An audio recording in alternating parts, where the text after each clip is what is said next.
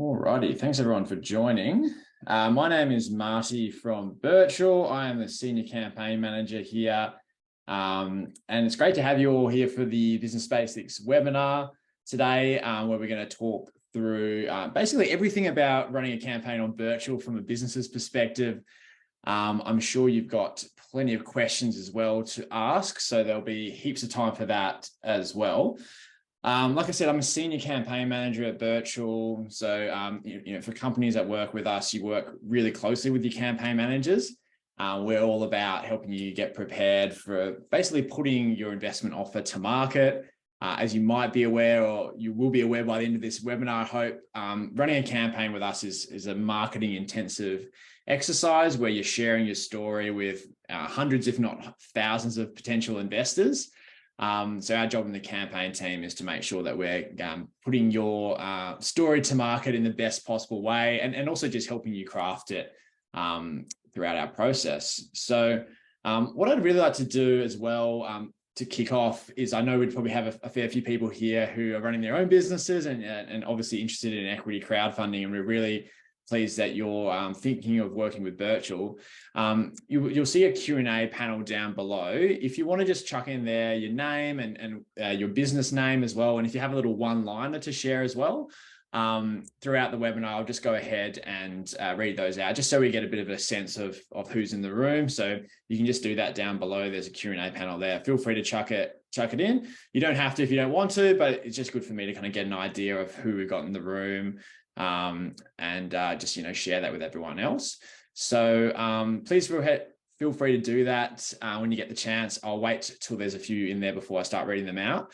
But a little bit of an overview of what we're going to cover today. So essentially, I've got a bit of a presentation deck to go through, which will lay the foundation for what we're going to talk about. And what this is going to include is some of the fundamentals of running an equity crowdfunding campaign in terms of being successful. Maybe some questions about eligibility and suitability will be answered there. I've got a few role model campaigns or some campaigns that we've completed recently to share as well.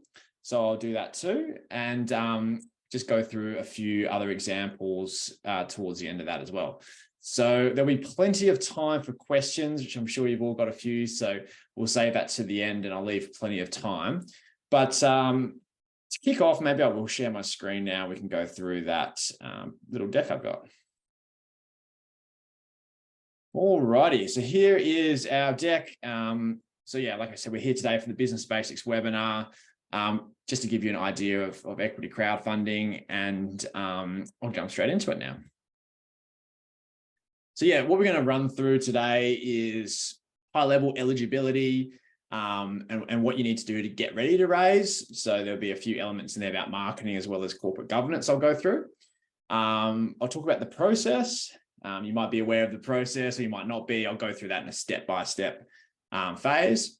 Probably the most valuable part of this session will be tips for making your campaign successful, because there's no real blueprint for this. There's a few tips we can give you, but like you'll see with some of the role model campaigns I'll cover later, there is many different approaches you can take to running a successful campaign. So we'll cover some of those as well. And finally, we'll leave some plenty of time for Q&A at the end.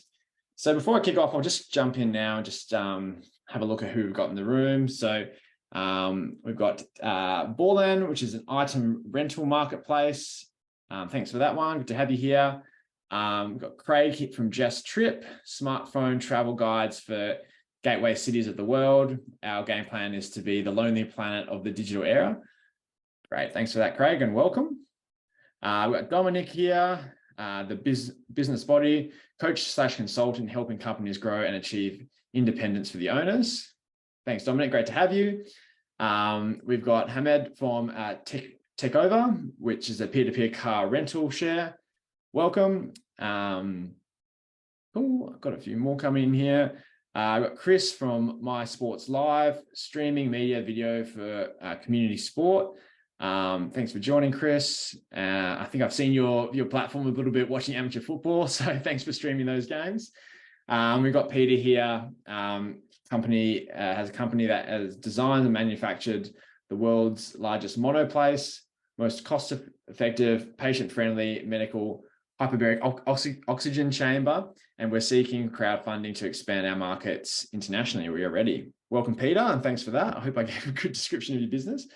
Cool. Well, now it looks like we've got a little bit familiar with the Q&A function as well. So I'd encourage you, if you have any other questions throughout, just chuck them in here. So you don't have to wait until the end of my presentation. We'll get to them. I'll actually try and make this as reasonably conversational as we can. So if it's a good question and if it's relevant that we answer it immediately, I'll do that, because I don't just want to be talking the whole time and going off piste. So yeah, if something doesn't make sense or you need any further information, no dumb questions. I'd prefer that this be a really interactive session for everyone.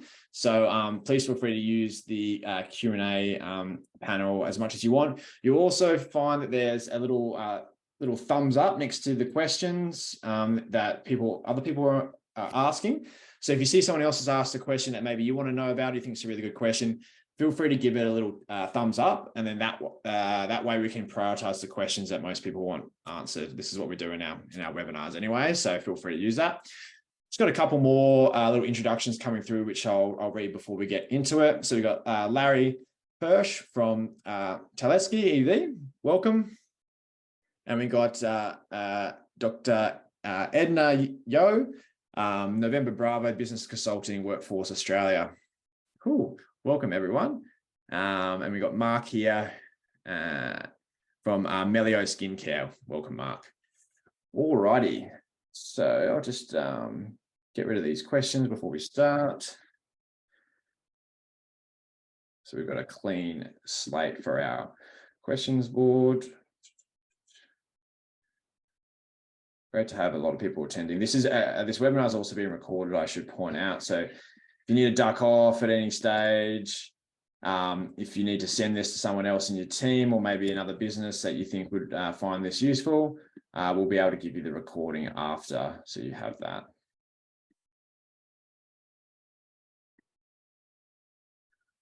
Awesome, awesome, awesome. Cool. I'll get into it now. And like I said, feel free to use the Q&A panel as much as you want. I'll keep an eye on it throughout the webinar. All right, let's jump straight in, talking about eligibility. So yeah, equity crowdfunding, it's reasonably new to the Australian market. 2018, the laws finally came in to make this a possibility. It was actually running in the UK a little bit before that. First time it ran, and there's a story about Brewdog. I don't know if people are familiar with Brewdog. They have a brewery here in Melbourne, in Coburg. They're pretty big in Europe and the UK. But I think it was 2011, and they were trying to raise funds. And this was just after the GFC. And so all the banks weren't really lending, but they had a really engaged and passionate customer base. So they went out to them, they asked, can we get some money from you people? In exchange, we'll give you equity. And that was the first equity crowdfunding campaign that was ever run. They wrote some special laws in the UK to facilitate that. They raised more than £1 million, and it was a really successful campaign. So they thought, why don't we keep going with this and giving other companies the chance to do that? So started off in the UK, and it was adopted across the world. And yeah, 2018 for Australia. I just want to point out, I do see we have a hand raised there. I think it was Chris. Chris, we can't do the live questions. So if you do have a question, please feel free just to chuck it in the Q&A panel, and I'll get to it as soon as possible. Cool. So yeah, eligibility. So the laws in Australia sort of determine eligibility on a few factors, and we can help you sort of identify these. You'll notice if you've done an eligibility form with us, we are asking a few questions about eligibility. So you need to be a private or public unlisted company. You need to be a company because you're giving away shares. So we can't unfortunately do this for sole traders, trading trusts, partnerships. You do need to convert to a company to do an equity crowdfunding campaign. You need to have less than 25 million in assets and annual turnover, because essentially this is for small businesses that are starting out. So that is a cap to your revenue. For most businesses, this isn't a problem. We have had a campaign this year that I'll go through later for our cow, and they were sitting at the $20 million revenue mark. So they were sort of saying, hey, this actually might be the last time we're allowed to do this based on their growth of their business. Your company needs to be based in Australia. Now, you can have other operations overseas, but essentially the company that's raising money does need to be an Australian company, because these are Australian ASIC laws that govern this process. So that's a pretty clear requirement there. You do need to have 2 directors.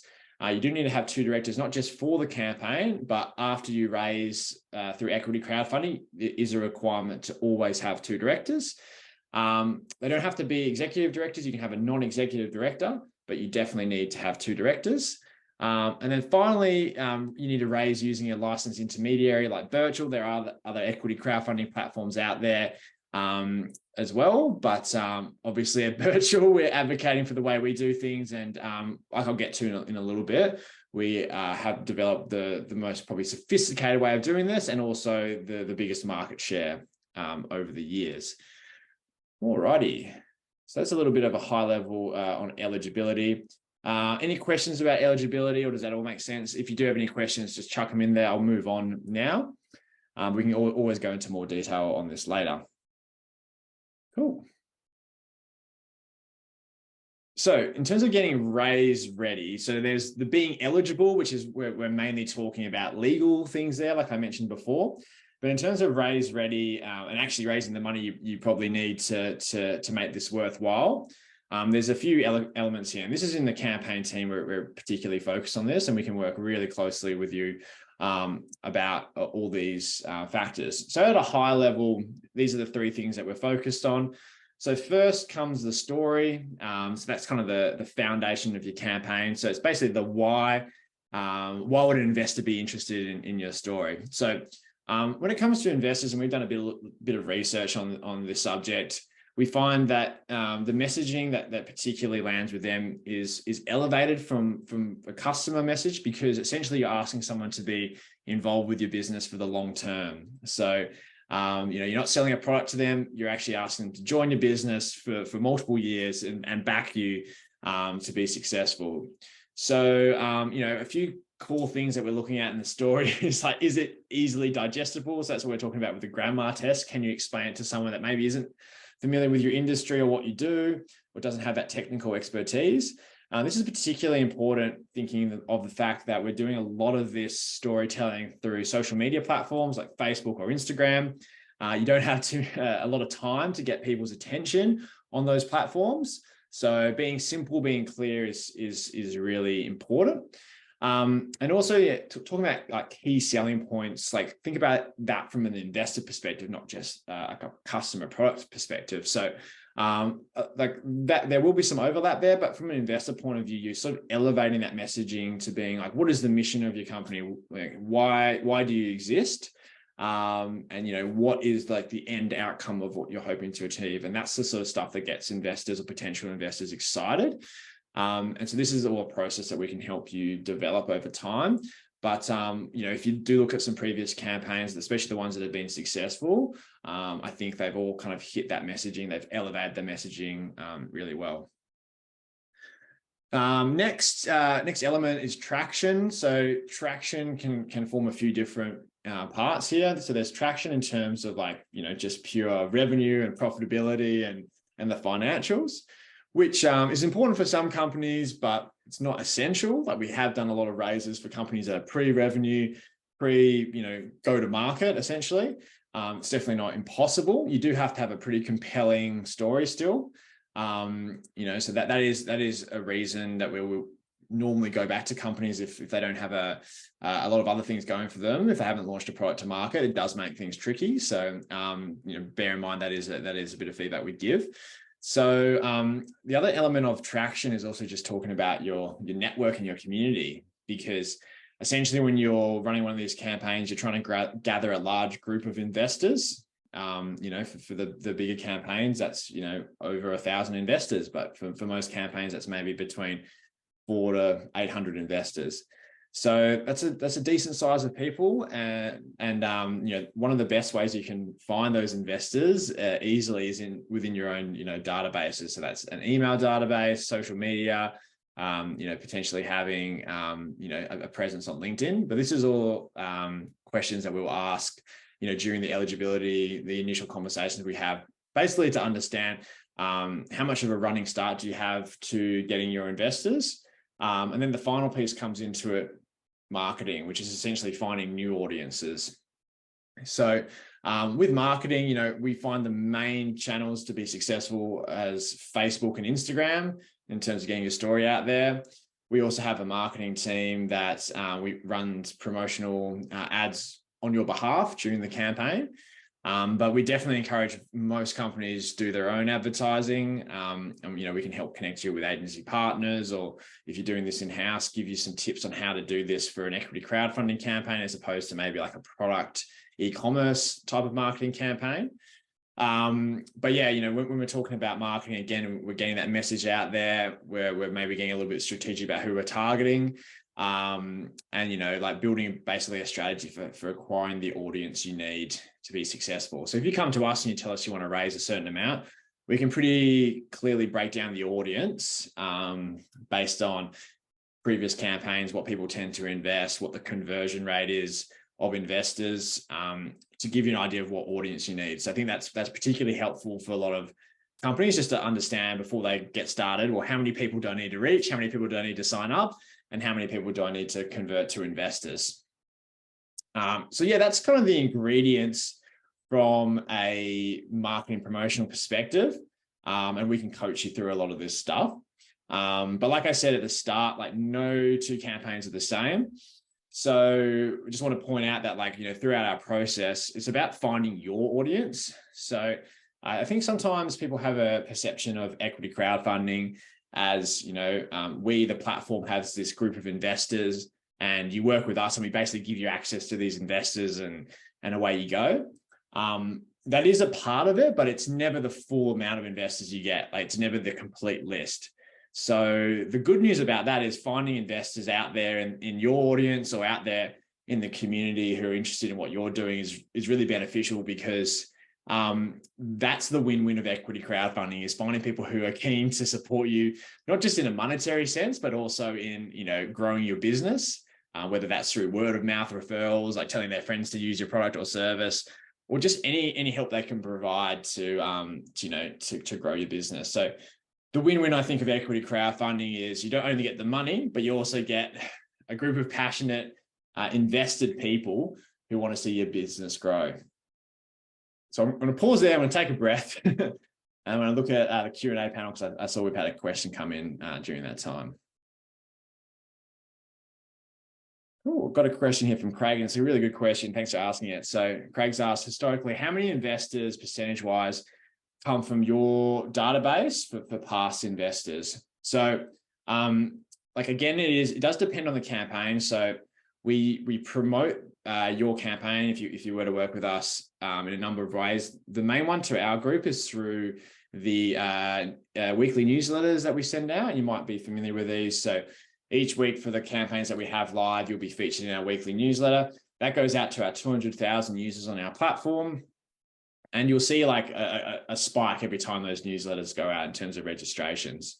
So percentage-wise, without giving you a hard number, because it does depend on the type of campaign and how your offer sort of resonates with the audience, it's roughly between, it's in the lower percentiles, double digits, but still in the lower percentiles. So, you might expect between 10 to 30% of your final investor group to have come from our audience at the end of the campaign. But again, it does depend. But I guess the thing I'm trying to highlight there for you, Craig, is that it is definitely a team effort. So, that's one element, is our database. The other element is, your database and your audience. And the final element is the new audience that we can find through either paid marketing or PR. So when all those groups come together, that's what you end up with your final investor group. And yeah, for some campaigns, they lean more heavily on paid media because they maybe don't have a big enough existing audience, or they have a less developed existing audience. Other companies come to us and they say, hey, I've got an email database of 50,000 people and they're all pretty engaged. And then maybe they have to lean less heavily on the paid marketing side of things. Cool. Well, thanks for that question, Craig. It's definitely a good one. I've got a few more questions that have come in now, so I'll just answer those before we move ahead.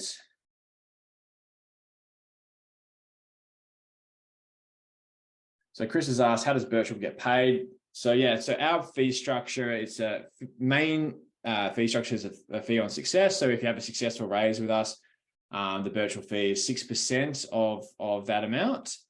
So this is where I guess we've kind of aligned our fee structure, around, the win-win for us and for you is a successful campaign. And that's why we sort of all pull in the same direction. There are a couple of other small fees involved. So there is a $900 fee to launch your expression of interest campaign. And there's also a $1,900 fee to launch your investment offer campaign. Now you might be wondering what those two parts are. I'll get to that when we talk about the process, but those are more like administrative fees in terms of us getting your offer live on the platform. But yeah, the main fee will be the 6% once your campaign has successfully funded. And I just had a question here about how we will share the recording. So you've signed up through Zoom, you'll get the link to the recording, whichever email address you use to sign up to Zoom, that's where the recording will be sent to. Hope that makes sense. Cool. And just an introduction here from Peter, who is from Healing Chambers International. Welcome, Peter. 6%, and just a follow-up question from Craig, the 6% fee is out of the funds raised. So, at the end of your campaign, essentially when we've got the money, we hold it in escrow until we've, issued the shares certificates and done all that. But when we make that payment to you, we just deduct the 6% from there. So you don't have to stump up that money at the start. It's done at the end. Cool. All right, I'll move on. But yeah, keep the questions coming if you have them. All righty. So next slide here. Cool. So yeah, the other element of being raised ready, I talked before about marketing and promotion. Now we're talking about legal and, corporate governance. So the main thing here is to think about your offer document, which is essentially like you could think of it like a small prospectus, or maybe a more built out investor pitch, definitely a lot more built out than most investor pitches. So we tend to see with offer documents, they usually land at about 40 pages. In the end, they'll contain some essential information like your company financials, your use of funds, who's on the management team. So basically all the extra detail that investors might want to know will be included in this document. So this document goes out once your investment offer is live. And then, potential investors can kind of troll through this and get all the context they need about your company before they make the investment. So we'll work really closely with you on preparing this offer document. It definitely needs to come in your words because you're speaking to investors directly, but our legal team have seen hundreds of these documents before. They're really well-versed in helping you craft your message and just make sure this offer is going to market in a way that ticks all the boxes from ASIC's perspective, because that's our role. We call ourselves a gatekeeper. And when we have legal meetings, we're talking about gatekeeper meetings. And what we're talking about when we say gatekeeper is we're making sure that when we're putting offers live to the public on our platform, that they're meeting all the rules and regulations set out by ASIC. So that's our job as a gatekeeper, basically making sure that the crowdsourced funding laws are being followed, because it is a financial, a piece of financial disclosure, and there are a lot of rules and regulations, as you might understand. So that's the benefit of working with a platform that's done so many of these deals, is that you're able to sort of use the knowledge that we've gained over time with this. The other thing that our legal team will be able to talk to you about is company structure, and just any other sort of things that you might want to get set up from a structure perspective to make this offer successful, and also manageable after. So sometimes companies come to us and they say, if I take on 200 or 300 new shareholders, isn't this going to be a lot of hard work managing them? So like our response to that is usually no, as long as you sort of get yourself set up beforehand correctly. And there's a few sort of bits and pieces that we can walk you through on that side of things. I won't go into too much detail, but updating your company constitution, talking about voting rights and being clear on how you might manage situations if your company gets bought or if there's a liquidity event. These are all things that we can guide you on, but they'll be pretty important when you have, a couple of hundred investors at the end of the day. So, there's plenty more details on our website about this, but just so you know, we're really well versed in making sure that everything that goes live on our platform is totally compliant. And, if this seems like a prospect that is a little bit daunting, don't be daunted by it, because we've got like a very experienced team to walk you through this and advise you on how to do this properly. Alrighty, I'll just pause there for another second and check out our Q&A panel. Alrighty, so Larry has asked, who manages the 1,000 investor relationships with the companies moving forward? Is there a single group of the shareholders, or are there individual demands? So yeah, this is a good question to cover. Now we're talking about legals. So in terms of management, there's a couple of things you'll think about here. So what we recommend and what's really required is to get a share registry provider before you settle the funds at the end of your raise. So share registry provider, like their platforms, like a good example one is Cake, which is an Australian company. We've actually raised money on our own platform. Virtual has done this, so we know this process well.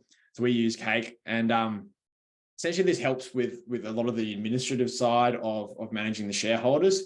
So, if someone wants their share certificate, if someone wants to change their address, rather than emailing your company directly or chasing you up, they can speak to Cake about this, and they can, kind of just manage their portfolio that way. Definitely makes things a lot easier. And then the other thing from your perspective to think about is when you need to get the money, when you want to start like settling the funds, you need to show us evidence that you've issued share certificates.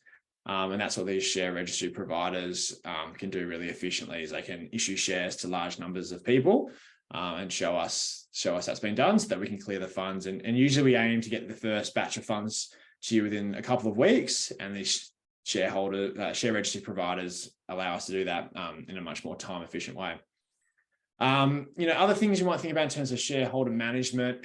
So I think it's just good practice to communicate with your shareholders regularly, because harking back to what I said before about the win-win of equity crowdfunding, these are people that want to see your business succeed. They want to do everything they can, or everything in their power to help you. So best practice, I think, is maybe sending an email once every 3 months, or even more frequently than that, just giving them a bit of an update on how things are going. If you have any asks for help, you might want to email them as well. We've had companies ask their shareholders for advice on new branding, or maybe they're going to change the name of their company, or they're going to launch a new product and they want some advice on that. Or, they just ask for help and say, hey, we're launching this new product. Can you help us promote it? Share the word, all that sort of stuff. So, best practice, I think, is an email pretty regularly, once every 3 months. And then, in terms of an actual, what you're required to do, at least once a year, or once a year at the end of the financial year, you need to update your shareholders with the financial statements from that year. So, you've got a fair few shareholders on the platform, but if you do all this stuff right, there should be definitely an advantage of having all these shareholders, not a burden. So I hope that answers your question, Larry. Alrighty. I'm just going to move on, just so we can keep going a little bit with the presentation. But thanks for asking the questions, and I'll get back to them in a second. So this might answer a few questions about our process, and also shed a bit of light on some of these concepts I've been talking about, like expression of interest and offer. So there's a few steps to getting ready, and a few steps to the whole process with us. And we've broken them down here into 5 key steps. So step number 1 is preparing for your campaign. This might involve a few things, but from our perspective, the main ones would be the video, landing your ad strategy, drafting your offer document, and thinking about getting your company set up correctly, like we've just spoken about. So this can take anywhere from 4 to 8 weeks, but we're reasonably flexible on timings. We just want to make sure that you go live, feeling 100% ready to do this. So it does vary. We have seen companies do this really quickly. Like, I think the fastest is 2 weeks in terms of speaking to us to getting an offer live. And we've been talking to some companies for, months, if not years, about doing this. So yeah, the preparation is really about ticking all those boxes and getting ready to launch. So when your actual campaign goes live, like this part in the middle here, there's steps 2 to 4. The whole process there is 5 weeks, where we're actually running the campaign. The 2 key parts of this is the expression of interest and the investment offer. So with the expression of interest, you can think about this, you're building a list of people who are keen to invest in your company.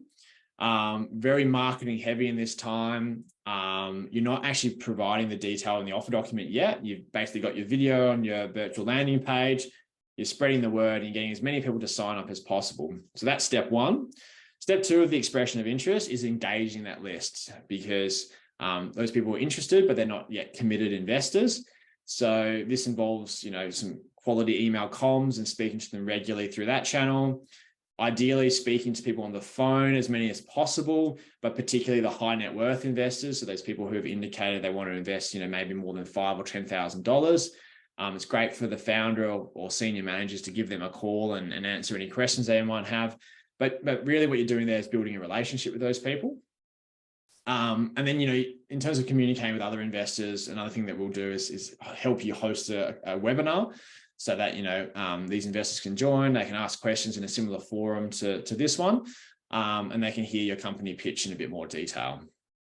So the great thing about the EOI period is that we're able to gather a lot of data that's super crucial for your offer campaign. So before you go live with your offer, we're able to kind of break down with reasonable levels of certainty what you're likely to raise. And on our platform, we'll give you a ballpark range.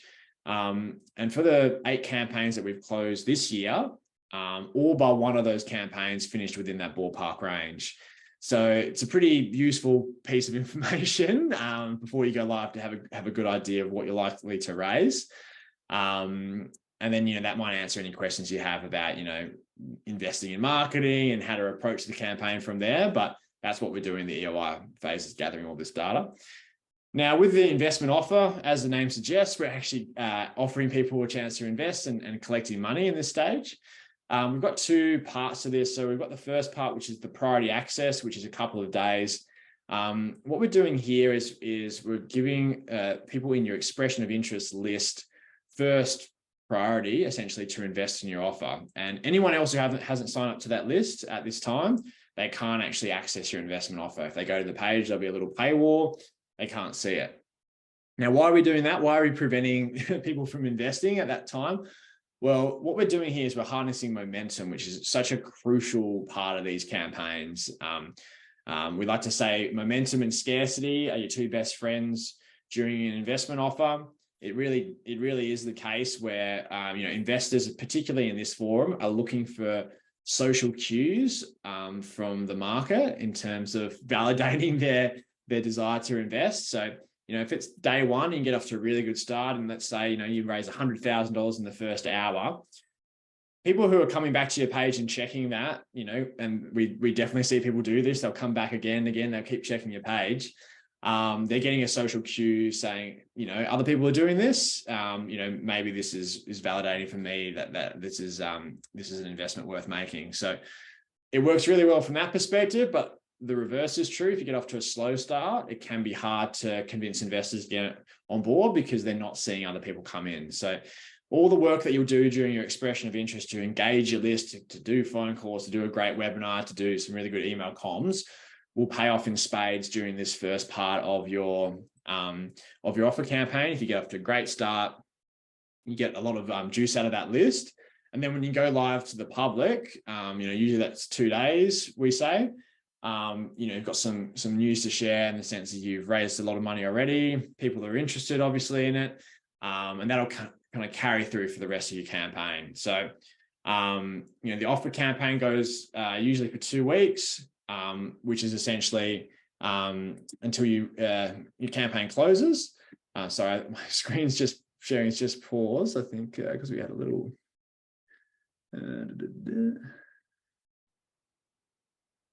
Second. Okay.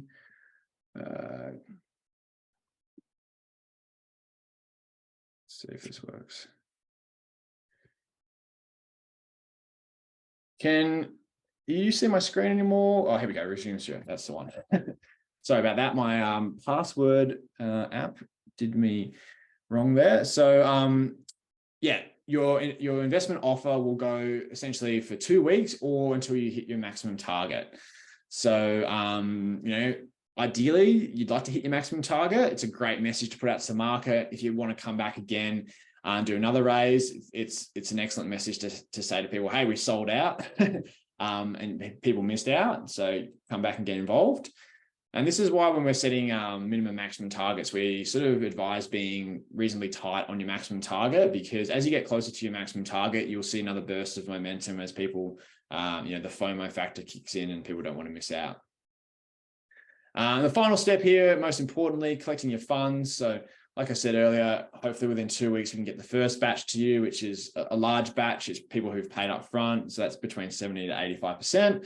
And then as we chase people along, you'll get 2 smaller batches. And generally, we try and get most of the funds to you within 6 weeks. Cool. I'm just going to keep rocketing along, and thanks for those questions that have come in. We'll get back to them in a second, but I'm just being mindful of time and just wanted to make sure we get through this deck. But yeah, please keep the questions coming and we'll get to them in a moment. Few tips for success. So I won't go through all these. You can see them on the screen, but the more you prepare at the start, the better you'll sort of feel going into it. And keep in mind there is a bit of work in these campaigns. I'd say my tip to founders is try and do a lot of work on your offer document before you go live, because like I've just described there's a lot of stuff to do when your campaign's up and running. So you don't want to be also typing away at night on your offer document and then getting up the next morning doing investor phone calls and marketing, all that sort of stuff. You'll definitely thank yourself for doing a lot of that work early. And then, like I said, like these campaigns are all unique. There's unique approaches to attracting the audience. So, be creative in your approach to gain that audience, and what tends to probably work for your business in terms of promotional aspects, usually will carry over to these campaigns. So, if you're particularly, you see particular success on, say, Instagram as opposed to Facebook, we'd say double down on that. Or potentially if you do some really good email comms, like maybe that's your strength too. Cool. Okay. Just a little bit of a sort of slide here about purpose. And I think this kind of harks back to talking about elevating your message. So, we've seen some particular strength with these campaigns that all had an element of purpose about them. Zero Code did the biggest campaign in history in Australia, $5 million, and they're all about eliminating single-use plastic. Kester Black, an ethical cosmetics brand, B Corp certified, and Seabrand Project, they're all about pulling plastic out of the ocean. Now, this isn't to say that you have to have a B Corp business, or you have to be focused on purpose from these angles to run a successful campaign. For instance, we do a lot of raises for breweries and they're really successful as well. It's probably just to highlight that, elevating that message can take a number of different forms, but investors do want to hear, what's the long-term vision for your business? Why are you here? And why should they be excited about getting involved? I wanted to jump into just a few examples just to sort of walk through different campaigns that we've closed out this year and the different approaches they've taken. You can find out more details about these companies on our platform if you just go there and look for the recently funded and their names. So the first one here is Community Brew. They're a kombucha sort of probiotic company from Perth. They raised more than $500,000, 193 investors. What they did particularly well, I think the thing to highlight for this campaign is they're really, really good at engaging their list of investors. So as you can see, like they had, roughly 200 investors total to raise $500,000. So they had a high average investment amount, which meant the founders are really good at picking up the phone and talking to investors and engaging them on their story. So they didn't get a huge list of expression of interest, 500 only, but they converted them really well. And so I think the strength of their campaign was the fact they weren't afraid to pick up the phone, talk to investors, build those relationships. So when it came time to ask for investment, people were really excited to get involved. They felt they knew and trusted the founders, which is a key part of this because you're giving some of your hard-earned money away. So building that trust is really important. So they closed out earlier this year, and that was a particularly good raise. Probably a bigger raise to talk about that closed out this year is Our Cow. They're a subscription meat service that's basically connecting farmers directly with consumers, so helping them get a fair price for their livestock.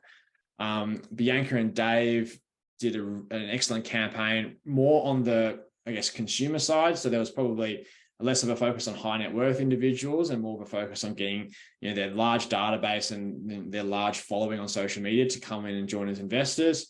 So what they did particularly well was digital marketing. They did a lot of user generated content. So just the founders talking to camera, maybe just walking around the paddock and having a chat with people for 30 seconds and asking them to get involved as an investor.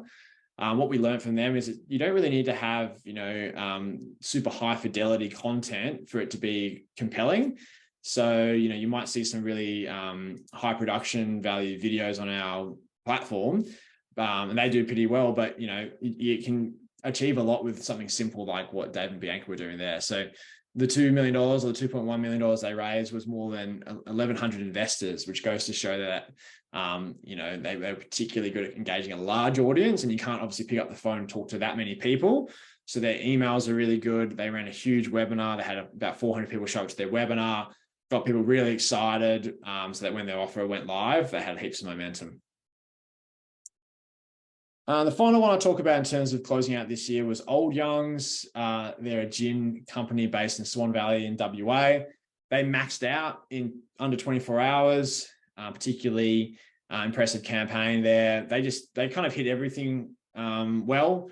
Really good video, but they landed some PR at a really crucial time in their campaign. It was basically just towards the end of their expression of interest. So not only did they get a new audience from that, they won 2 international gin awards. So that was, a great thing to talk about anyway, and good timing. But not only did they get a new audience coming from that PR, but it also meant that the 2,000 odd people that had already signed up got an extra piece of credibility and validation from the company as to why they should become an investor. So this is a really amazing campaign, the largest campaign ever in WA. The biggest alcohol raise in equity crowdfunding history in Australia. And they did that all in less than a day. So it goes to show, like, when you get everything right, these campaigns can close pretty quickly, and that momentum factor just sort of kicks into overdrive. Alrighty, so I'm coming towards the end of the presentation here. Get those questions in while we still have a chance, and we'll get to them soon.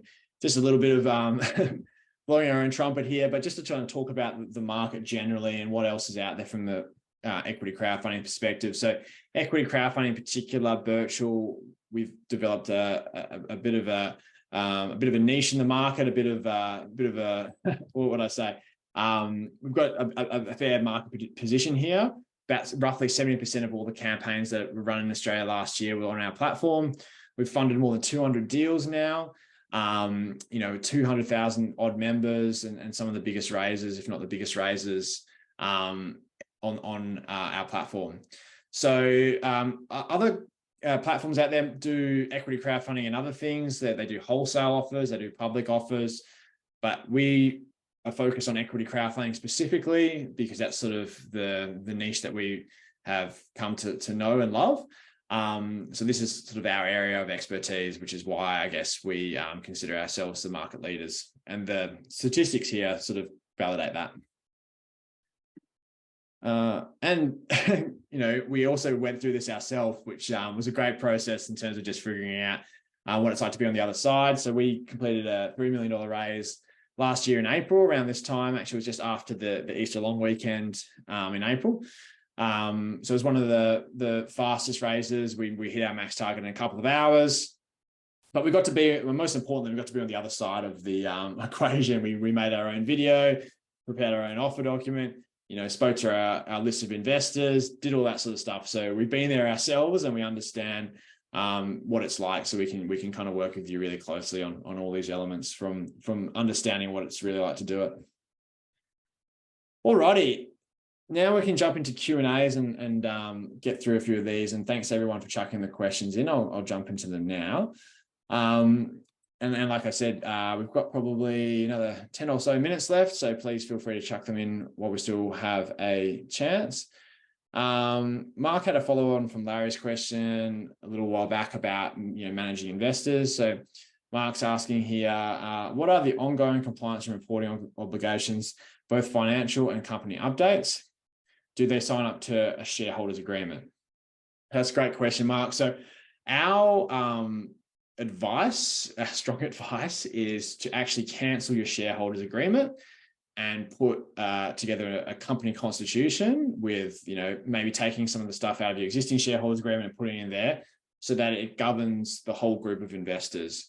So we have found over time that it can become really unruly to have a shareholders agreement that applies to some investors and not others, or to have a shareholders agreement that applies to a large group of investors.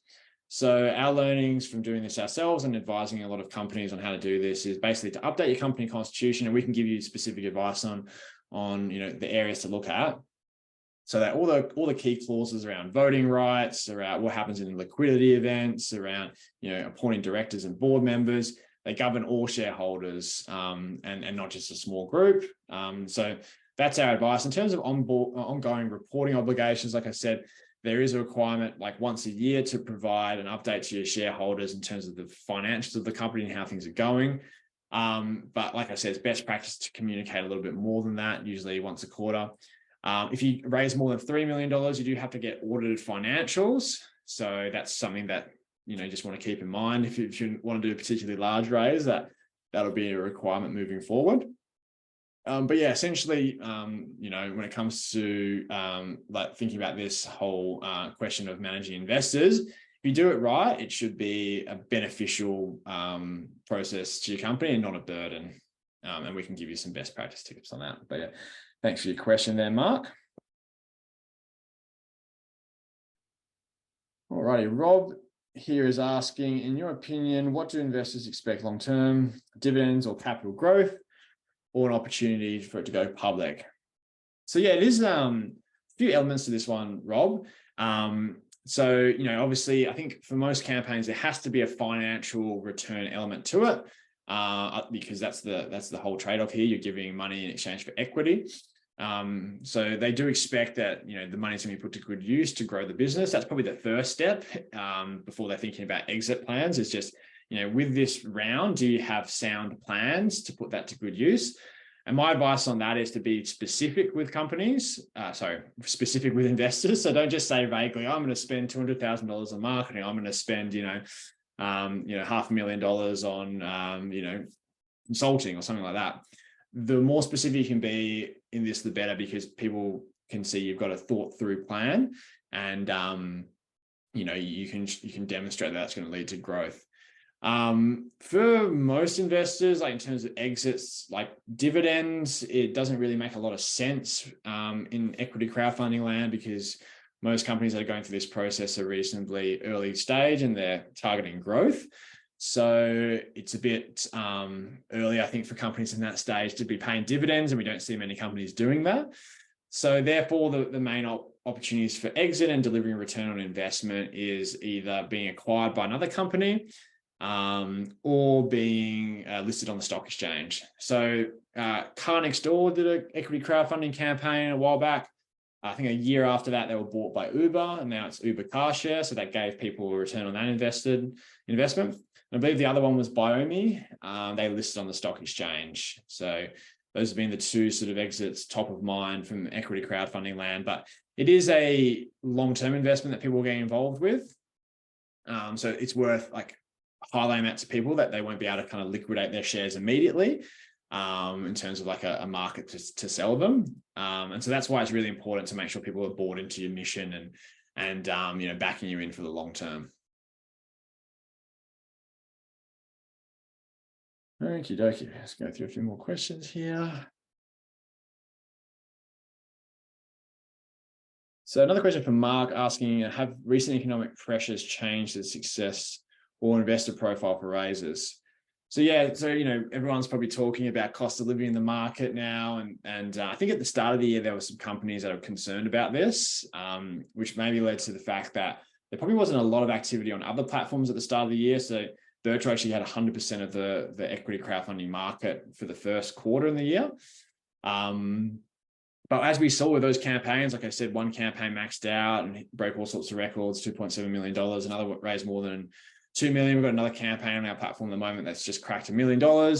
So we'd say that there's probably a little bit of economic pressures. I'd say it's more on the high net worth investor side of things, and they're potentially investing less or asking more questions and expecting more from companies in terms of their financial performance and making sure their valuation is tight.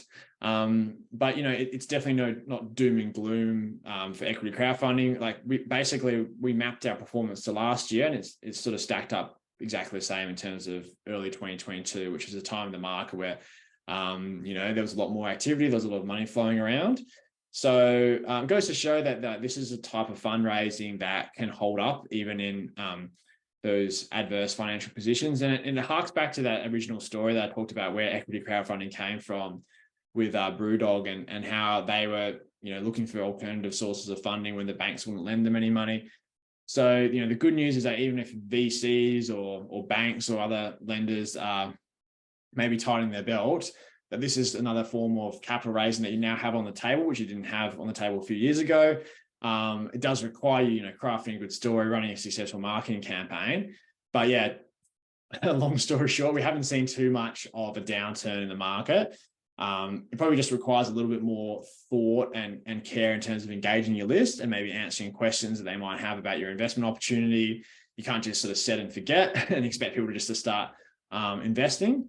And probably the other thing just to point out there is your valuation, just, being pragmatic on that for the times that we're in. So don't go look at a company from mid 2021 and say, okay, similar company to me, I'm going to take that valuation, because it's a different time. And, especially if interest rates are basically zero back then, and people, now can get 5% just by putting it in a bank. You have to think of it from an investor's point of view. But thanks very much for that question. All righty. A few more questions here. So got a question here asking, how can investors buy and sell shares when startup valuation changes based on funding rounds? So yeah, like I was saying before, there isn't a market where shareholders can necessarily exchange shares. It's not like the ASX. We have actually run a trial for a service called Virtual Trade, which is what we call a low volume secondary market, where you can basically say to investors, hey, if you want to sell your shares, you can list them on our platform. If people are keen to buy, they can basically come to a deal and exchange them there. So that's one option, but there's not a heap of opportunities for people to liquidate their shares. If you do another fundraising campaign, like we have seen many companies come back for round 2, round 3, you'll then set a different valuation usually for your company. Maybe that's gone up. Usually it has gone up, or it stayed the same. It's very rare that it goes down unless you maybe face some challenges with your business. Then you just update your share price accordingly based on that. So, let's say things have gone really well and you've doubled your valuation in a couple of years, your share price will just be twice as much. We can walk you through the sort of ins and outs of that, but that's how it sort of usually works.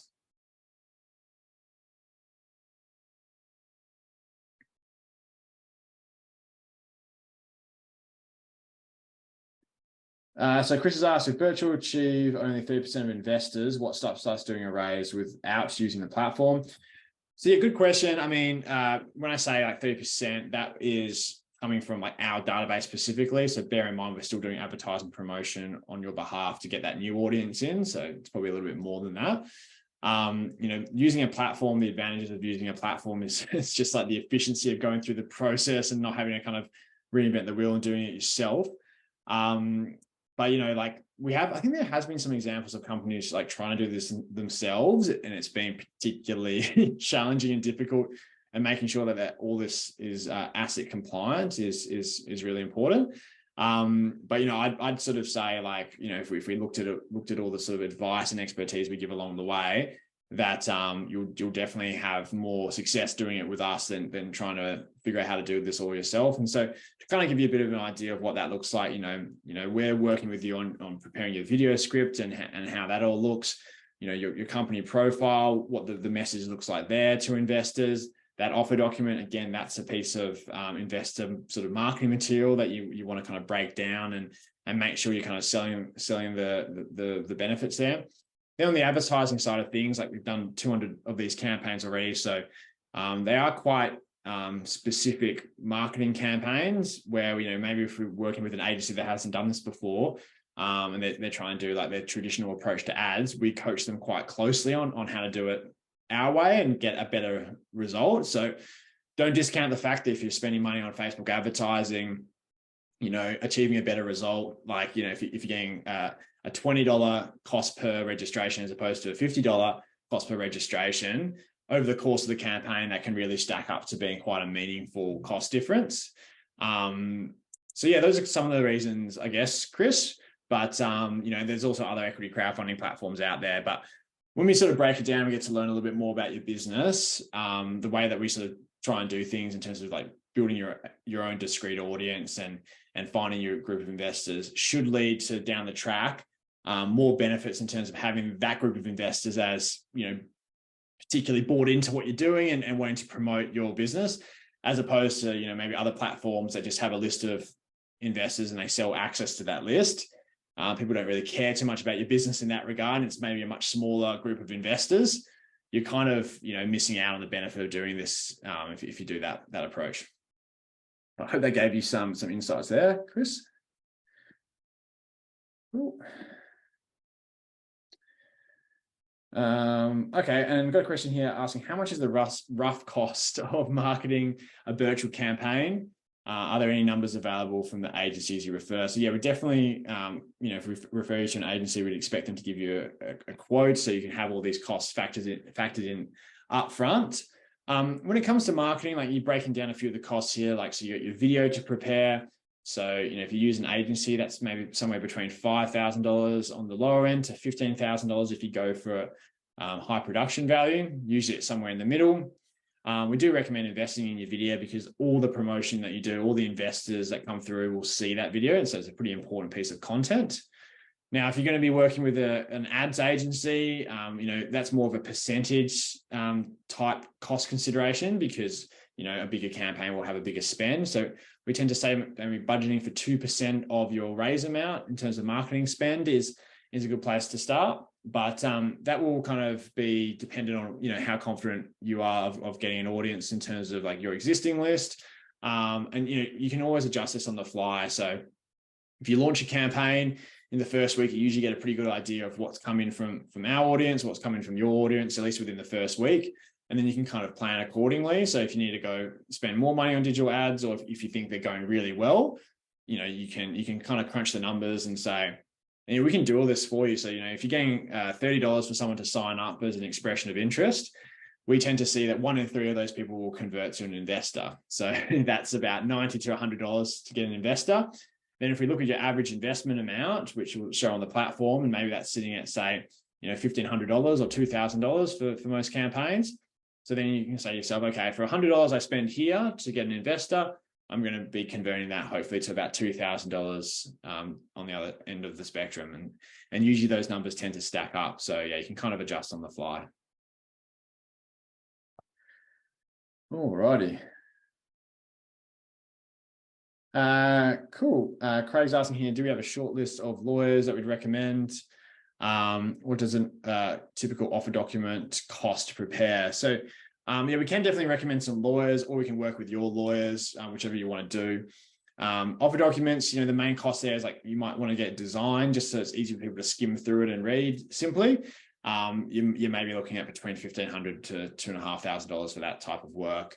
But yeah, we certainly have a long list of lawyers that we can recommend. And in terms of valuation, so who advises on valuation we set, and is it possible to set a minimum raise amount? So you definitely will have a minimum raise amount and a maximum raise amount. And we can advise you on sort of best practice for this based on your EOI data, which is really good to have that to factor into it. And like I said, at the start of the campaign, if you give us like the minimum amount you're looking to raise, we can also break down what numbers you're going to need to get in terms of marketing and promotion. And on the valuation side of things, we definitely can give you advice on this. It is, at the end of the day, your decision. We also see like a good thing to do in terms of best practices to speak to your investors throughout the raise process, and maybe some high net worth investors in your expression of interest phase, and just get their feedback on the valuation, because they're going to be the ones potentially investing, so they're going to know the best and give you the best feedback on it. Awesome. Cool. I think that's all the outstanding questions we have. Just got a statement here saying thanks very much for the Virtual team. Thanks a lot. Still looking seed funding, as we now have only developed an MVP, but we'll definitely engage with Virtual in the future. Thanks for that. And thanks for showing up. So yeah, like I think, just to give you an idea in closing out in terms of like what stage this is generally good for, like I think, around the seed stage, like, when you're still kind of getting a product to market, and you're still building your audience, like equity crowdfunding is maybe a little bit too early for you, because, you don't have all these existing, people who know about your business, and you may be a little bit shy on the resource side of things in terms of being able to prepare some of this marketing promotional stuff. So after you've done your seed round, you maybe got a little bit more traction. We tend to see the sweet spot is just sort of after that, hitting your sort of growth phase. Equity crowdfunding can be really beneficial. But yeah, thanks everyone for showing up. I think I'll leave it there now. Really appreciate you taking the time to join us. Like I said, there'll be a recording of this available after. If you have any more questions for the Virtual team, please feel free to reach out to us. Like if you're still feeling like that you need to get a little bit more prepared for these campaigns, by all means, reach back out to us again once you've got a little bit more further down the line. We run these webinars monthly, so if you want to come and ask a few more questions again, you're more than welcome to. But if you feel like you're ready to go and you've got everything in place for being able to run a campaign, please feel free to reach out to us specifically, and we can kind of have a conversation one-on-one and talk about what that looks like. So yeah, thanks for taking the time, and enjoy the rest of your day. And yeah, really appreciate you thinking about Virtual for equity crowdfunding.